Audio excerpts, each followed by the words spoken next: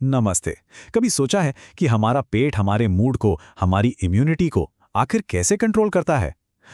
इसका सारा राज हमारी आंतों में छुपा है, और वो भी सिर्फ दो शब्दों में: प्रोबायोटिक्स और प्रीबायोटिक्स। तो आज हम इन दोनों के बीच के फर्क को एक बहुत ही मजेदार तरीके से समझने वाले हैं। चलिए शुरू करते हैं। चलिए एक चीज कल्पना करते हैं। मान लीजिए कि हमारी आंतें एक बगीचे की तरह हैं, और इस बगीचे में अच्छे पौधे भी हैं और खरपतवार भी। बस यही एक छोटा सा आइडिया हमारी आज की पूरी बातचीत का आधार बनने वाला है। तो ठीक है, इस अंदरूनी बगीचे की देखभाल शुरू की जाए। और देखिए, किसी भी बगीचे की शुरुआत बीजों से होती है ना? तो प्रोबायोटिक्स हमारे इसी बगीचे के लिए वो नए पौधे या नए बीज हैं। तो सवाल ये है कि ये प्रोबायोटिक्स असल में हैं क्या? देखिए, सीधी सी भाषा में समझिए, ये जिंदा सूक्ष्मजीव हैं, मतलब अच्छे वाले बैक्टीरिया और यीस्ट।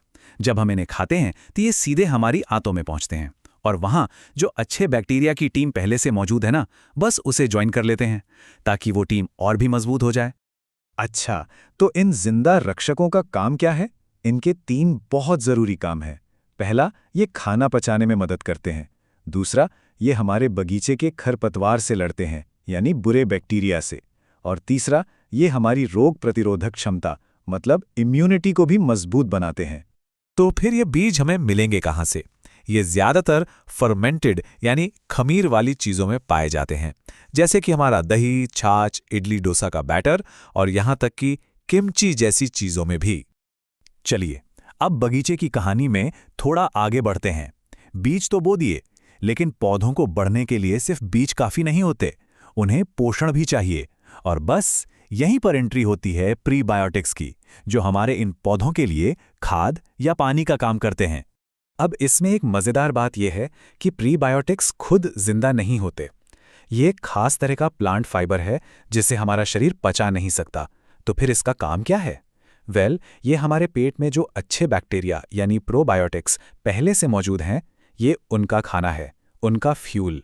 तो ये काम कैसे करता है? होता ये है कि ये फाइबर बिना पचे हमारी बड़ी आंत तक का लंबा सफर तय करता है, और वहां पहुंचकर हमारे अच्छे बैक्टीरिया इसे खाते हैं, जिससे उनकी गिनती बढ़ती है और हमारा बगीचा और भी ज्यादा फलता फूलता है। और ये खाद मिलेगी कहाँ? ये मिलेगी हाई फाइबर वाली चीज़ों में, जैसे कि कच्चा लहसुन और प्याज, थोड़ा हरा केला, ओट्स, सेब का छिलका, और हाँ, इसबगोल भी। तो चलिए इन दोनों का फर्क एक नजर में फटाफट समझ लेते हैं। ये रही एक सिंपल सी चीट शीट। देखिए, प्रोबायोटिक्स हैं जिंदा बैक्टीरिया, मतलब ये नए सैनिक हैं जो हमारी आंतों की सेना में शामिल हो रहे हैं। और प्रीबायोटिक्स, वो हैं इन सैनिकों का खाना, उनका राशन। और हाँ, एक बहुत ही जरूरी फर्क, गर्मी या पेट का एसिड प्रोबायोटिक्स को यानी हमारे सैनिकों को खत्म कर सकता है, लेकिन प्रीबायोटिक्स पर, मतलब उनके खाने पर, इन चीजों का कोई असर नहीं होता।